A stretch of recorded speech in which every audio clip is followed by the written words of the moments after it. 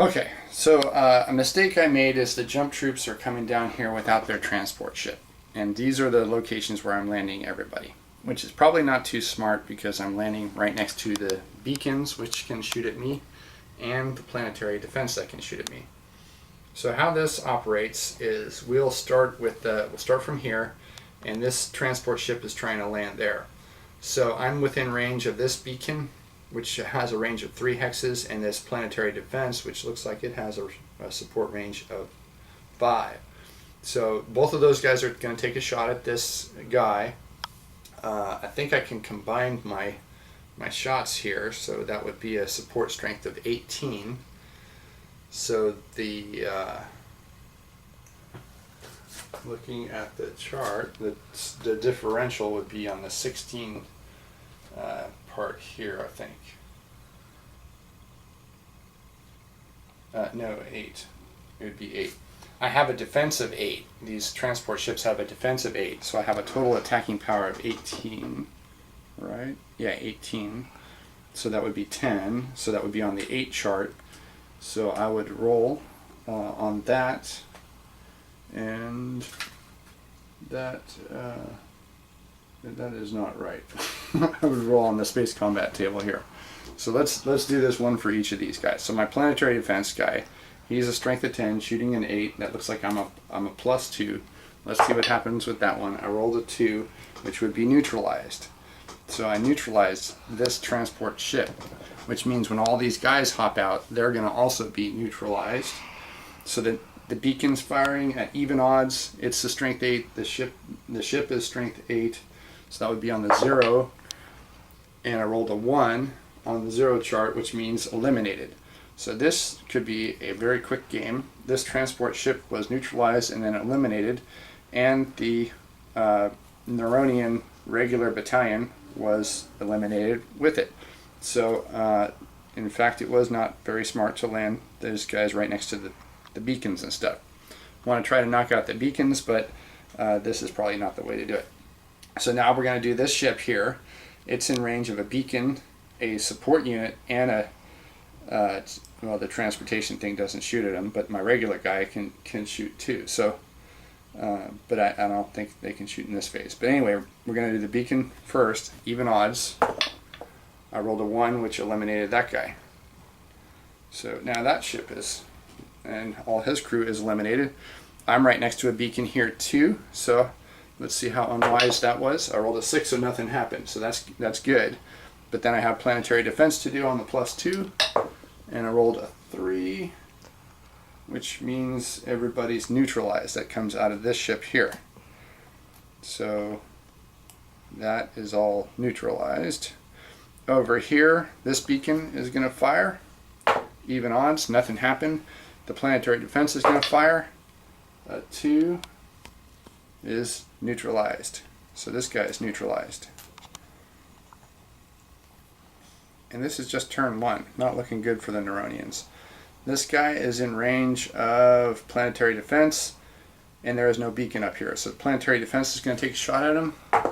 On the +2, he rolls a 1, so this whole entire unit is destroyed. So what's left is the jump troops here in the middle, which I didn't do. The jump troops defend at 10s. So, and I'm shooting individually at the jump troops. One thing I noticed in the rules is that you can stack any number of units together. So all these guys are in the same hex. I think I'm firing at them individually though. So the beacon firing first. The jump troops are a strength of 10. So this would be on the -2 chart here. A 1 on the -2 is still not good. I eliminated 1 jump troop. So you can see that jump troops they cost a little more than regular troops, mostly because they can get in here faster, I think. But you still don't want to land right next to a beacon, I guess. So then the planetary defense firing at the jump troop at even odds, rolling a 6, so that guy's okay. So all these jump troops are now available. So let's go look at the sequence again, and then now I have that was the interdiction phase. Planetary defense phase. Now it's the combat phase. So now I can do combat. So combat includes a supporting fire and then an assault fire. So I'm gonna I'm gonna do my support fire on the beacon. So the beacon here is a support strength of 3. I have a bunch of units here that are all 6s. I have 4 of them, so that would be 24. So 24 to, what did I say, that was a 3? No, that's an 8. 24 to 8, so I would have 4 to 8. So I'm about, I believe I'm on the 16 chart for the support. It uses a support differential, so I'm minus 24 from 8 there, and the nearest column looks like I'm on the 16 column. So let's roll that, and I rolled a 6, which got a 3 here. So what happens is this number here that I get on this chart is added to my assault combat when I do that following this support phase. The Neronian fires at me. He's an 8. I'm a what did I say, a 24? 6 times 4, 24. So so this would be a minus modifier to the roll. So he rolls a 5 here, so that would be 3. So that would be minus 3. So in effect, I think I'm at a plus 6 when I roll my assault combat result. So then after that, they move on to the beacon and do assault combat. So they're here like this, and we roll for the assault odds. So I'm already at 24 to 8, which would be, I believe that's 3 to 1. And then I'm going to add 6 to this die roll. So that would be a 12 at 3 to 1, which would be P partial elimination. 50% of the defender is eliminated. Beacons are only eliminated on 100% elimination. So wow, the beacons are tough to take out, even with the roll that I did. So, oh, I guess you want to roll low. Wait a second here. Yes, they would be eliminated then. Okay, that makes sense. Yeah, those modifiers I should have went the other way. So yeah, he would be eliminated instead. I'm sorry about that. So this beacon is eliminated. There are 6 left, and the jump troops are here on this space. And I should have subtracted that number instead of adding it to get a result of 6 minus 6 would be 0 here, which would be eliminated on a 3 to 1 chart. So now that's the complete Neronian phase, and now the Terran player phase. So that's when I go in the cup here and start out and draw a random ship.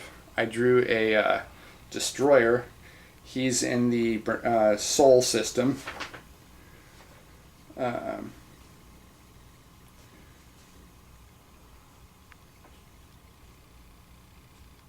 then I'm going to send him to Barnard's star system. If more beacons were destroyed, I would check and see if this guy's delayed coming in here. He's okay because I have six beacons still activated. And then it's the Terran movement phase. So now it's when I gang up on these guys. So my jump troops move a total of 4. So I'm going to move this guy here. 1, 2, 3 there. There's a little bit of terrain here too. So if I look at the terrain chart, it looks like I'm on mountainous area, so my movement is halved. So these guys still have enough movement to make it to there. This guy is going to come around the clear so that he can get closer to here without going through the mountain hex. So I'm going to go 1, 2, where's my movement? There's 3, 1, 2, 3, 4. So he's going to move that way. 1, 2, 3, 4. Planetary defense don't move, and beacons don't move. So that's where those guys end up. I'll start moving my regulars out because they don't have a threat down here. So they're moving 3. 1, 2, 3. 1, 2, 3. 1, 2, 3. 1, 2, 3. 1, 2, 3.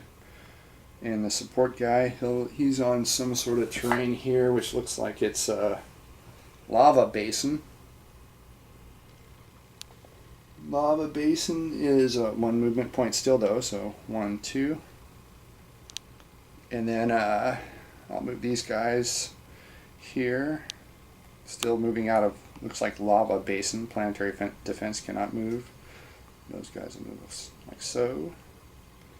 And I'm just trying to get closer to these surviving enemies.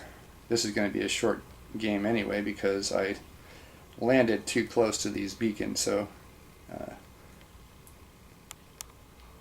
next time I won't do that. And here's units here that survive. So now this is looks like a lava basin surrounded by some kind of creviced thing.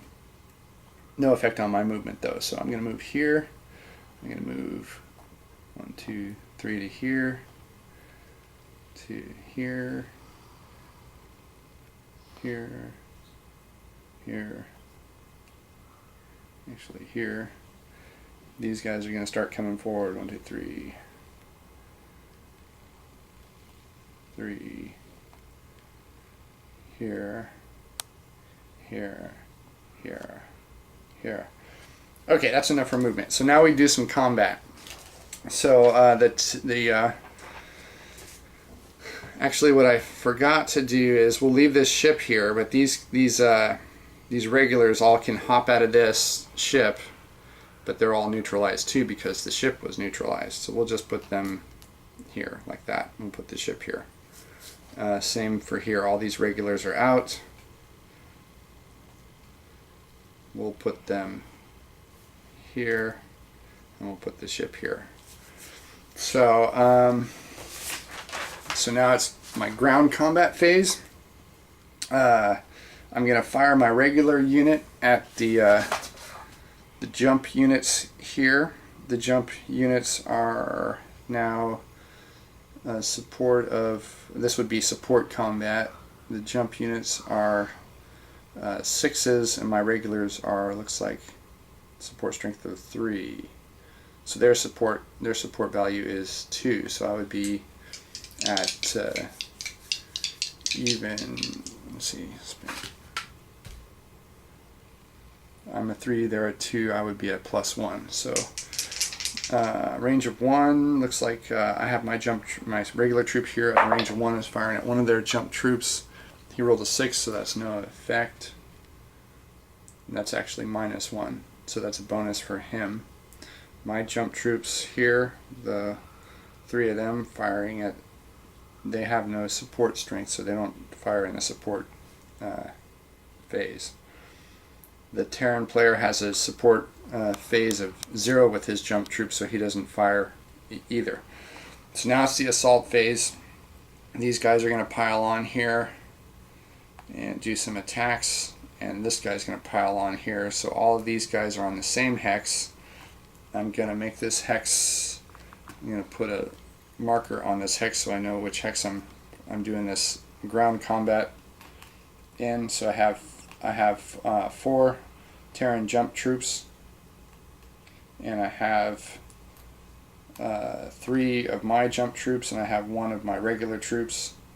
So that support phase is going to, that support fire is going to be added to this combat here, and it's actually a bonus for the jump troop because of my roll. So we'll do that one first. I'm an assault strength of 4. He's an assault strength of 6. So that's already a -2, so it would actually be a -3. It would be a 1 to a 1.5 on the chart, and a -1 to my roll. So a 2 would be an X, which means exchange. So 50% of the attacker and 50% of the defender are eliminated. So we're going to take these 2 guys out of that mix. So then my assault troops are going to be at 1.5 to 1. So I'm going to roll 3 times on the 1.5 to 1 chart. I rolled 2 4s And a 1 on the 1.5 to 1 would be, the 1 would be a P, which is partial elimination, 50% of the defender eliminated, so here it goes him. And then the 2 4s would also be P's, which are 50% of the defenders eliminated. So I'm going to eliminate the whole thing because I don't know how to do half. So the jump troops survive, and they have eliminated the threat there. So over here I'm attacking, I can't attack these guys because I don't have any ground forces there. So over here I'm going to attack these guys. They're already neutralized, which is interesting. So if a unit is neutralized, his assault strength is 0. His support strength is, his assault strength is 1, his support strength is 0. So this is going to be quick work here.